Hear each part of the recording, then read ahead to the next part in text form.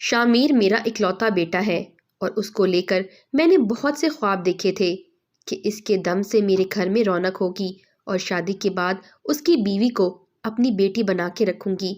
میری سوچ تو ایسی ہی تھی، میں نہیں جانتی تھی جب رشتہ بدلتا ہے تو رویہ بھی بدل جاتا ہے۔ میرے گھر میں خوشیوں کی بارات اتری ہوئی تھی، میرے اکلوتے اور چہیتے بیٹے کی دلہن جو گھر میں آ گئی تھی۔ سب کچھ بہت اچھا اور نیا نیا سا لگ رہا تھا۔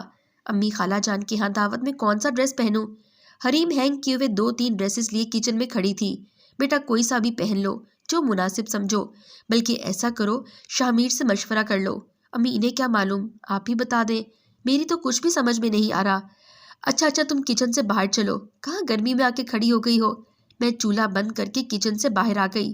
دیکھو بیٹا، شادی کے شروع کے دن ہے، بہتر ہوگا کہ تم جہیز یا بری میں سے کوئی بھی بھاری کام والا سوٹ نکال کر پہن لو، بعد میں تو یہ کپڑے پڑے ہی رہتے ہیں۔ جویلری بھی اسی حساب سے منتخب کر لینا، لیکن شامیر کو ضرور دکھا دینا۔ اس رات میرے چھوٹے سے لان میں رونق کا سما تھا، تمام قریبی عزیز مدعو تھے۔ میں سب مہمانوں سے مل کر ٹیبل پر آ بیٹھی تھی۔ شامیر اور حریم باری باری تمام مہمانوں کے پاس جا کر ان سے مل رہے تھے۔ دونوں کی جوڑی بہت خوبصورت لگ رہی تھی۔ میں بار بار منہ میں کچھ نہ کچھ پڑھ کر ان پر دم کر رہی تھی، یا اللہ ان کی جوڑی کو سلامت رکھنا، نظر بد سے بچانا۔ آپا دلہن تو بہت چھانٹ کر لائی ہو، میری چھوٹی بہن حریم کو دیکھتے ہی بولی۔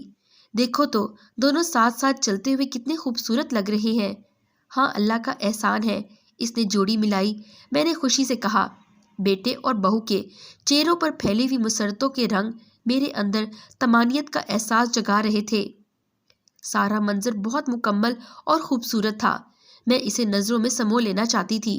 اچانک ایک خاتون میرے پاس آئیں اور مجھ سے مخاطب ہو کر بولی، بہن خوبصورت بہو تو لے آئی ہو، لیکن اب بیٹے پر بھی ذرا نظر رکھنا، ایسا نہ ہو بہو رانی دھولا میاں لے کر اڑے۔ مسز حبیب کی کرخت آواز نے مجھے ماضی سے حال میں پٹخا۔ وہ شاہ زمان یعنی کہ میرے شوہر کے دوست کی بیوی تھی۔ میں نے ہڑبڑا کر ان کی طرف دیکھا، میں تو اپنے ہی خیالات میں گم تھی اور نہ جانے کب وہ میری ٹیبل پر آ بیٹھی تھی۔ ان کی باتوں سے ایک ناگواری کا احساس میرے اندر جاگا، لیکن میں میزبان تھی سو کچھ بھی کہنے سے قاصر تھی۔ ارے بہن آپ نے تو کچھ لیا ہی نہیں، دیکھیں تکلف سے کام نہ لیں۔ میں نے ان کی بھری ہوئی پلیٹ دیکھنے کے باوجود ادب میزبانی نبھائی۔ بھائی یہ جو آج کل کی لڑکیاں ہوتی ہیں نا، بڑی چلتر ہوتی ہیں، شوہروں کو انگلی کے اشارے پر نچاتی ہیں اور ساس سسر کو تو جوتی کی نوک پر رکھتی ہیں۔ اب وہ بریانی کے چمچے بھر بھر کے منہ میں ڈال رہی تھی، لیکن ان کی سوئی وہی اٹکی ہوئی تھی۔ گھر میں سناٹے کا راج تھا۔ شامیر اور حریم کو ہنی مون پر گئے ہوئے 2 ہفتے ہو چکے تھے۔ میں سارے گھر میں اکیلی ادھر ادھر پھرتی رہتی تھی۔ شاہ زمان تو آفس سے آ کر اسٹڈی روم میں گھس جاتے تھے، انہیں انسانوں سے زیادہ کتابوں کے ساتھ وقت گزارنا اچھا لگتا تھا۔ ایک دن شامیر کا فون آیا کہ وہ واپس آ رہے ہیں۔ میری بیزاری اور اکتاہٹ ایک دم ہی ختم ہو گئی تھی اور اس کی جگہ خوشی اور جوش نے لے لی۔ کبھی میں ماسی کو صفائی ستھرائی سے متعلق ہدایت دے رہی تھی، کبھی کچن کے چکر لگا رہی تھی۔ وہ اتنے دنوں بعد آ رہے ہیں، مجھے ان کی پسندیدہ ڈشز تیار جو کرنی تھی۔ حریم جلد گھل مل جانے والی باتونی سی لڑکی تھی، میری اس کے ساتھ اچھی خاصی انڈرسٹینڈنگ ہو گئی۔ حریم سارا دن میرے ساتھ ہی لگی رہتی، کچن کے کاموں میں بھی میرا ہاتھ بٹانے کی کوشش کرتی، لیکن میں نے بھی اس پر زیادہ بوجھ نہیں ڈالنا چاہتی تھی۔ وقت تیزی سے گزر رہا تھا، شامیر کی شادی کو 4 ماہ بیت چکے تھے۔ آہستہ آہستہ بیزاری اور اکتاہٹ میری طبیعت میں شامل ہونے لگی۔ امی چکن کڑھائی بنا لوں یا چکن جلد فریزی؟ حریم فریج سے چکن نکال کر پوچھ رہی تھی۔ بھائی کچھ بھی بنا لو، میں کب تک تمہیں بتاتی رہوں گی؟ میرے لہجے میں تلخی تھی۔ حریم رک کر حیرت سے میری طرف دیکھتی رہی۔ امی آپ کی طبیعت تو ٹھیک ہے نا؟ شامیر بتا رہے تھے آپ کا بلڈ پریشر کبھی کبھی بہت لو ہو جاتا ہے، میں آپ کے لیے جوس بنا دوں؟ نہیں میں ٹھیک ہوں، بس سر میں کچھ درد سا ہو رہا تھا۔ میں نے لہجے کو نارمل رکھنے کی کوشش کی، مجھے شرمندگی کا احساس ہو رہا تھا۔ اچھا آپ کمرے میں جا کر لیٹ جائیں، میں آپ کے لیے چائے بنا کر لاتی ہوں۔ بہت بولتی ہے یہ لڑکی، میں کرسی سے اٹھتے ہوئے بڑبڑائی۔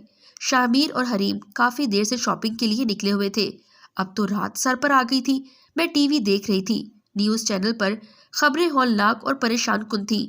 اللہ میرے بچوں کی حفاظت کرنا، بلکہ ہر بچے کی حفاظت کرنا۔ میں صدقے دل سے دعا کر رہی تھی۔ اسی وقت گاڑی کا ہارن سنائی دیا۔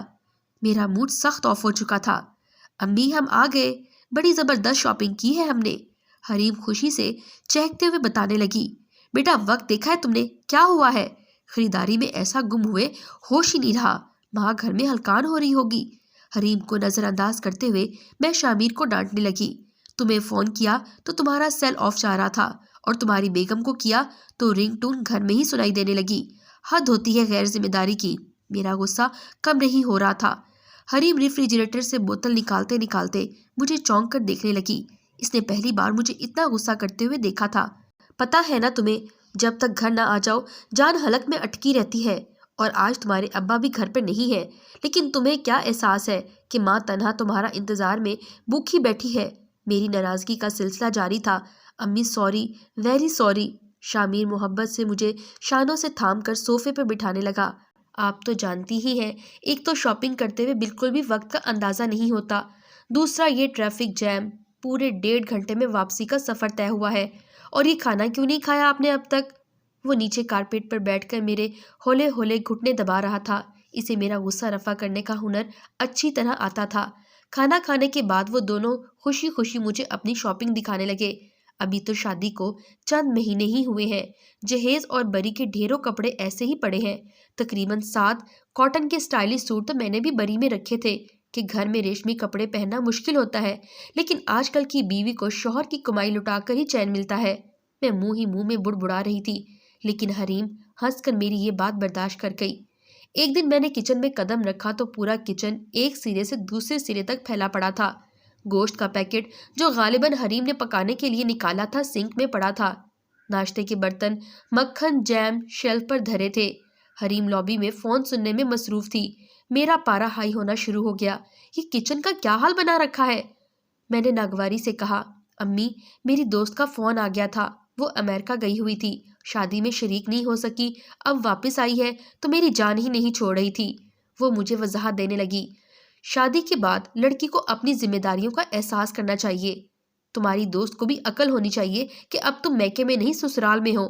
یہ کہتے ہوئے میں اپنا چائے کا کپ لے کر لابی میں آ بیٹھی۔ حریم میرا خالی کپ اٹھانے آئی تو میری نگاہ اس کے چہرے پر پڑی۔ وہ مجھے ناراض اور خاموش سی محسوس ہوئی۔ مجھے افسوس ہوا، لیکن پھر میرے اندر کی سانس جاگ اٹھی۔ ہاں، کون سا ظلم ہوتا ہے اس پر یہاں؟ اپنی نیند سوتی ہے، اپنی نیند جاگتی ہے، آخر کیا مسئلہ ہے اسے یہاں؟ یہ سوچ کر میں نے اپنا سر جھٹکا اور واپس اپنے کام میں لگ گئی۔ وقت گزرنے لگا اور حریم چپ چاپ اپنے کاموں میں لگی رہتی تھی۔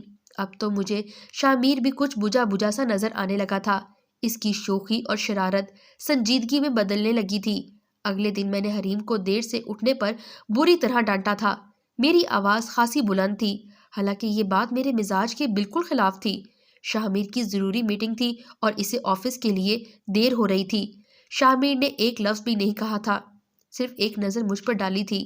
مجھے لگا اس کی نظر میں ایک سوال تھا، جیسے وہ پوچھ رہا ہو، امی یہ آپ ہیں؟ آپ میری سویٹ موم؟ اس کی نظر کا یہ سوال مجھے پورے دن پریشان کرتا رہا۔ رات کے کھانے کے بعد ہم سب ٹی وی لاؤنج پہ جمع ہو گئے۔ یہ بات ہمارے معمولات میں شامل تھی۔ پہلے سب ساتھ بیٹھتے تھے تو ماحول بڑا خوشگوار ہوتا تھا۔ آج بھی منظر ویسا ہی تھا، سب جمع تھے، مگر کچھ اس طرح جیسے مجبوراً بیٹھے ہوں۔ شامیر چینل سرچنگ میں مصروف تھا، اس کے ابو کتاب میں گم تھے، اور حریم بالکل خاموش تھی، جیسے الفاظ اور موضوع بالکل ختم ہو گئے تھے۔ ایسے محسوس ہوتا ہے ساری خوشیاں اب گھر سے جا چکی ہیں۔ میں نے بہت غور کیا، میں ایسی کیوں ہو گئی ہوں؟ میں نے اللہ سے دعا کی کہ وہ میرے دل سے جلن کا غبار نکال دے۔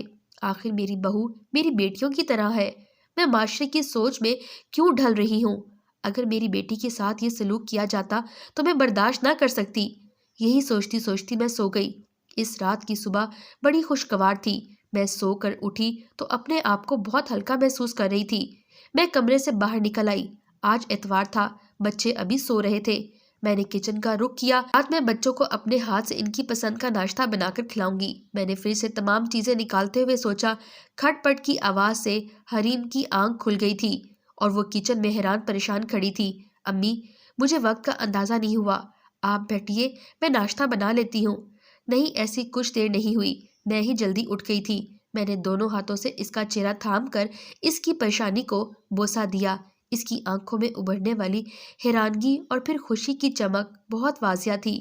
شاہمیر کو بھی اٹھا دو، دیکھو آج میں نے تم دونوں کے لیے خاص اہتمام کیا ہے۔ وہ بھاگتی ہوئی اپنے کمرے میں گھس گئی۔ ہنسی بے اختیار میرے لبوں کو چھو گئی تھی۔ بالکل بچی ہے یہ حریم بھی۔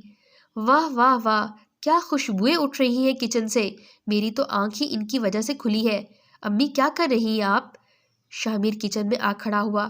حریم ٹیبل پر برتن لگانے لگی۔ میں نے ناشتہ تیار کر لیا تھا۔ سوجی کے حلوے، چیز آملیٹ اور پراٹھوں کی ملی جلی اشتہا انگیز خوشبو سے پورا ڈائننگ روم مہک رہا تھا، لیکن اصل خوشبو تو محبت کی خوشبو تھی جو میرے روح کو سرشار کر چکی تھی۔ جی ہاں، یہ سب میرے گھر کی تازہ ترین مناظر ہے۔ میں نے اپنے گھر کو باہمی رنجش، رسا کشی اور نفرت کی آگ میں جھلسنے سے بچا لیا ہے۔ رشتوں کی خوبصورتی محض ان کو بنانے سے نہیں، بلکہ ان کو دل سے تسلیم کرنے اور نبھانے میں ہے۔ میں نے یہ راز پا لیا ہے، آپ کو بھی بتائے دے رہی ہوں۔ اگر آپ بھی میری طرح ایسے کسی غلطی پر ہیں تو میرے تجربے سے فائدہ اٹھائیں۔ جلدی کریں، کہیں دیر نہ ہو جائے۔